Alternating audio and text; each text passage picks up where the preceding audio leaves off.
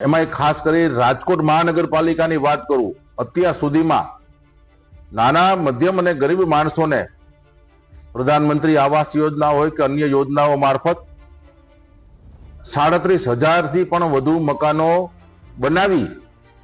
અને આ ગરીબ લોકોને આપેલા છે અને આજે લોકો શાંતિથી રહે છે. જંગલેશ્વર વિસ્તારની વાત કરું તો જંગલેશ્વર વિસ્તારમાં જે નદી કાંઠો અને નદીનો પટ અને જે ટીપીનો રોડ હતો એનું જે કઈ અતિક્રમણ હતું, દબાણ હતું, એ દૂર કરવાનો ચાલુ છે અને લગભગ કાલ સુધીમાં એ કામ પણ પૂરું થઈ જશે. આ જે દબાણો હતા જે નદીના પટના, એમાં અત્યાર સુધીમાં રાજકોટ મ્યુનિસિપલ કોર્પોરેશને